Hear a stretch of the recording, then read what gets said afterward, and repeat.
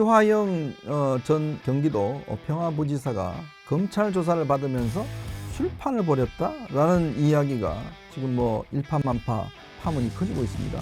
근데 그에 또 진술이 바뀌어요. 아유, 거기는 아니고요. 그 창고 아니고 그 옆에 있는 진술조서실 거기서 했다라고 이야기를 했어요. 오늘 또 입장문을 내서 이 회유와 압박을 받는 곳은 그곳이 아니고 새 곳이다.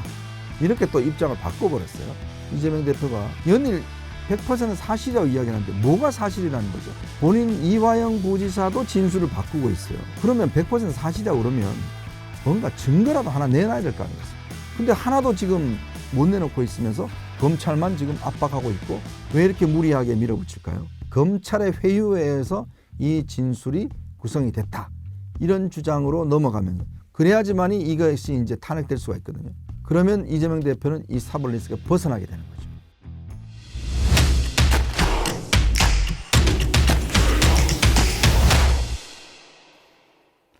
네, 소위 이화영 전 경기도 평화부지사가 검찰 조사를 받으면서 술판을 벌였다라는 이야기가 지금 뭐 일파만파 파문이 커지고 있습니다. 이재명 대표를 비롯해서 민주당은 이 문제를 굉장히 중대한 이슈로 지금 키우고 있죠. 지금 오늘 진상조사위원회까지 구성을 해서 지금 뭐 대검과 지금 또 수원지검 다 또 항의 방문을 하고 또 이재명 대표는 연일 지금 100% 사실이다라고 지금 이야기를 하고 있는 거 아니겠습니까?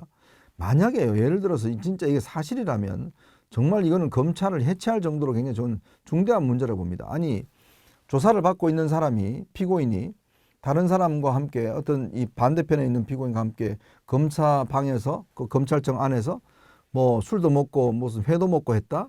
이거는 있을 수 없는 일이거든요.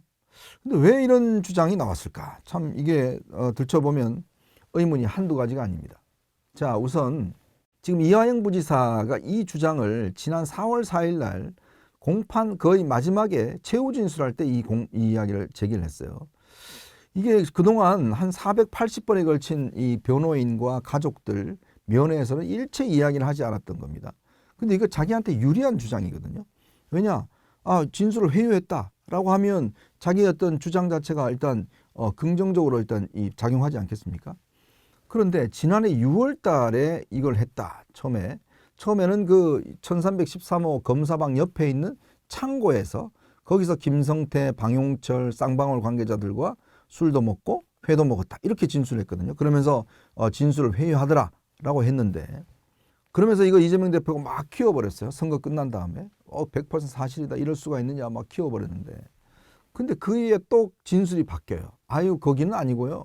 그 창고 아니고 그 옆에 있는 진술조서실. 이게 이제 그 진술조서실이라고 이제 왜 영화 보시면 여러분들 왜 진술하면 그 뭐 유리창 밖으로 이렇게 보고 녹음하고 이런 실 있지 않습니까? 거기서 했다라고 이야기를 했어요. 그래도 사실관계가 바뀌어버렸습니다. 근데 시점도 6월 30일이다. 뭐 이렇게 이야기를 하는 거예요. 근데 오늘 또 바뀌었습니다. 뭐냐고 했냐면 이화영 부지사의 변호인 김광민 변호사가요. 오늘 또 입장문을 내서 이 회유와 압박을 받는 곳은 그곳이 아니고 새 곳이다. 그러면서 검사실 앞에 창고, 그 다음에 또 진술 녹화실, 그 다음에 옆에 있는 검사 휴게실 세 군데서 이루어졌다. 이렇게 또 입장을 바꿔버렸어요. 아니, 처음 진술할 때는 이 진술 녹화 처음에 창고에서 했다고 그랬다가 그 다음에는 또 진술 녹화실로 바뀌었다가 이번에는 또 검사 휴게실 하면서 세 군데서 다 받았다. 이렇게 또 이야기를 하는 거예요. 아니, 도대체 이게 지금 뭔 진술이 이게 맞는지 오락가락 하는 것입니다. 여러분 생각해 보십시오. 만약에 구속되어 있는 피고인이 한번 검사 조사방에 나와서 술도 한잔 먹고 막 회도 먹었으면 그날이 어떤 날인지 엄청 기억에 남을 거 아니에요? 오래된 것도 아닙니다. 작년입니다. 6월 달이니까. 그러면 장소가 분명해야 될 텐데 일단 장소가 지금 한 번, 두 번, 세 번 바뀌어 버립니다. 도대체 어디서 했다는 거예요?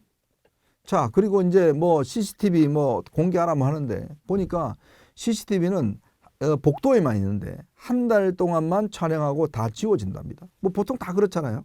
CCTV를 그렇게 오랫동안 녹음해 놓을 수 있는 저장 장치가 없으니까 다 그렇게 되는 거예요. 자, 그리고 그래서 검찰에서 자꾸 이렇게 이재명 대표까지 나서서 이게 세게 주장을 하니까 안 되겠다 싶어서 내부 진상조사를 벌였습니다. 당시에 개호를 했던 그 수원교도소, 그다음에 구치소 교도관들 38명 전부 다 조사를 했어요. 혹시 그날 당신 그때 술 먹고 간 적이 있느냐? 했더니 그런 적 없다라고 다 부인했어요. 검사도 그런 거 없다라고 부인했어요. 검찰청 출입 기록에 있지 않겠습니까? 쌍방울 직원들이 회하고 술 갖다 줬다 그러면 출입한 기록이 있지 않겠어요? 그거 살펴보니까 없다는 거예요. 그리고 술이 들어올 수도 없다는 거죠. 자, 그런데 도대체 뭘 믿고 이재명 대표는 100% 사실이라고 자꾸 주장을 하는가? 참 이게 희한합니다. 그리고 이게 자꾸 이화영 부지사의 진술이 계속 바뀌고 있는 상황이죠. 자, 그리고 또 이날 마지막 그 최후 진술에서도 이화영 전 부지사의 변호인이 이재명 대표가 무죄이기 때문에 이화영도 무죄다. 뭐 이런 논법을 쓰는 거예요. 근데 이 문제가 뭐냐면 여러분도 아시겠지만 이재명 대표가 경기도지사 시절에 당시에 이제 이 문재인 대통령이 방북을 합니다. 방북을 해서 남북 정상회담을 가져요. 근데 그때 방북을 하면서 데려갔던 사람이 누구냐? 박원순, 최문순. 박원순 시장과 최문순 지사 두 사람만 데리고 갑니다. 그러면서 이재명 대표를 빼버렸어요. 가장 북한하고 접경 지역이 넓은 곳인데 빼버리니까 이재명 대표가 너무나 화가 난 거죠. 아니 내가 차기 주자인데 내가 지금 북한 한번 가서 지금 폼을 잡아야 되는데 왜 안 될 거 아냐. 그때 이제 이 정진상 씨가 나서게 되는 겁니다. 나서서 이화영 부지사 등을 통해서 이거 우리 독자적으로 갑시다. 그러면 가려면 돈이 필요하잖아요. 북한은요, 이 공짜로 방문하는 거 없습니다. 다 돈을 줘야 되거든요. 그러면 그 돈을 어떻게 해야 될까라는 거 해서 쌍방울을 그때 이제 끌어들입니다. 그래서 이 쌍방울은 북한에 대한 사업권들 이거를 여러 가지로 따내는 조건을 통해서 이 방북을 지원하고 바로 이제 이 중국에서 이 북한 측 이호남이라고 하는 북한 측 공자원과 만나서 서로 합의도 하고 사인도 하고 그 자리에 바로 이화영 부지사가 있었던 거예요. 그래서 그 영상이 그대로 남아 있습니다. 그리고 아태 이 평화협이라는 걸 만들어서 또 행사도 하게 되고 그러면서 이재명 대표의 방북을 위해서 처음에 북한 측이 500만 달러를 달라고 그랬어요. 뭐 헬기도 준비해야 되고 벤츠도 준비해야 되고 그래서 김성태 회장이 가서 협상을 해서 300만 달러로 줄여버립니다. 그러면서 이제 북한 측이 영수증도 쓰게 되고 그거를 이화영 부지사가 이재명 대표에게 보고했다라는 진술을 언제 하느냐 바로 6월 4일 날 하게 됩니다. 작년 6월 4일 날 그 진술을 검찰에서 해요. 그래서 그때 당시에 변호인으로 있었던 설주환 변호사라고 있습니다.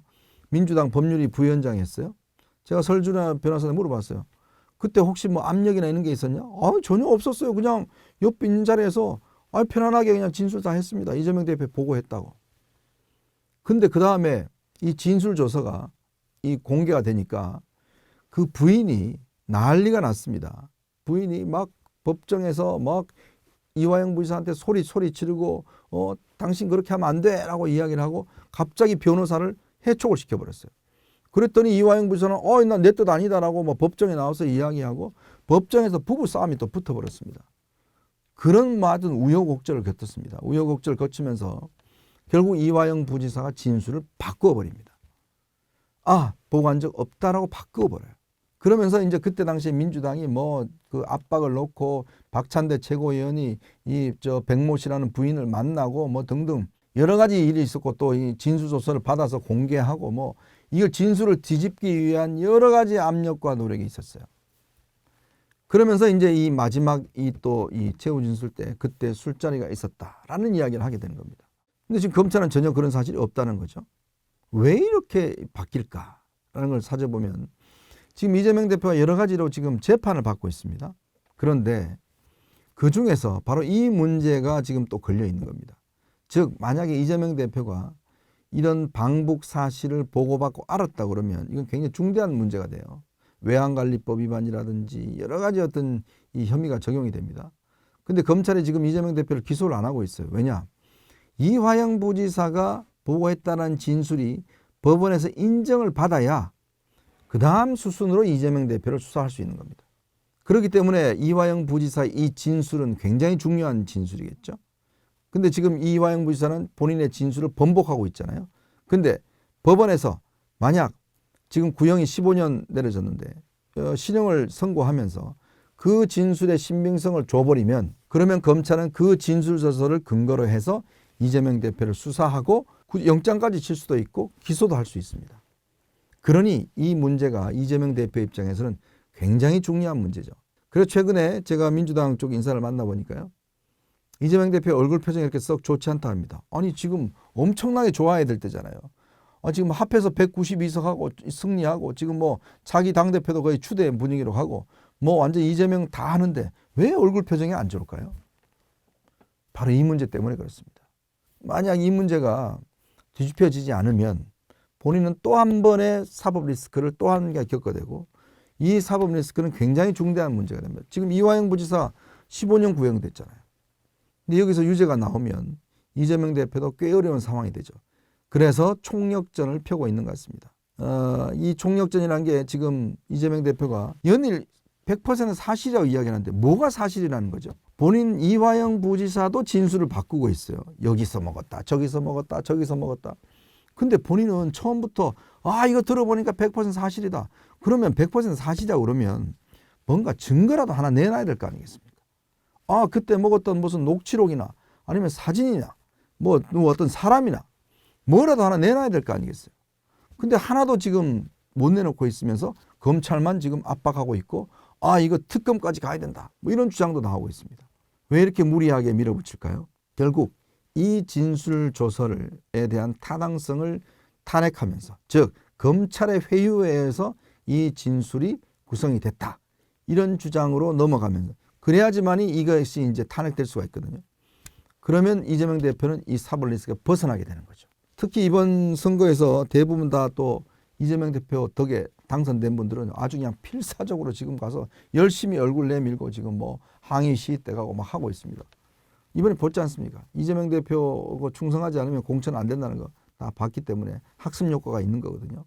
그런데 문제는 이 주장이 사실이라면 최소한 뭔가 객관적인 증거를 내놔야 될 겁니다. 정말 술판이 벌어졌다는 정말 이 증거라도 하나 내놓으면 이거는 뭐 이재명 대표의 완승으로 갈 수가 있겠죠. 근데 지금까지 상황을 보면 별로 그런 증거가 없어 보입니다. 왜 이화영 부지사는 480번에 이르는 그 면담과 변호인 접견에서는 한마디도 하지 않다가 왜 마지막에 이런 주장을 펼쳤을까? 본인은 이번 1심은 어쩔 수 없지만 또 항소심에서도 이 기회가 있지 않습니까? 뭐 그런 것도 노리고 있는 것 같고 이재명 대표를 위해서 본인이 또 이걸 만약에 탄핵을 시키면 상당히 본인한테도 유리할 것이다 라고 보는 거 아니겠습니까? 참 기추가 주목됩니다. 과연 민주당이 과연 증거를 낼 수 있을까요? 아니면 검찰의 주장이 맞다면 검찰은 또 만약 계속 이런 주장을 하면 검찰이 아예 고발하겠다고 그럽니다. 어떻게 될지 만약 이재명 대표가 이게 사실이다 그러면 바로 저는 수원지검을 공수처에 고발하셔야 된다고 봐요. 빨리 고발하십시오. 그래서 한번 진상을 좀 밝혀냈으면 좋겠습니다. 누구 말이 거짓말이고 누구 말이 진짜인지 한번 두고 보겠습니다. 자, 여러분 보시면서 여러분 구독과 좋아요, 알림 꼭 부탁드리겠습니다.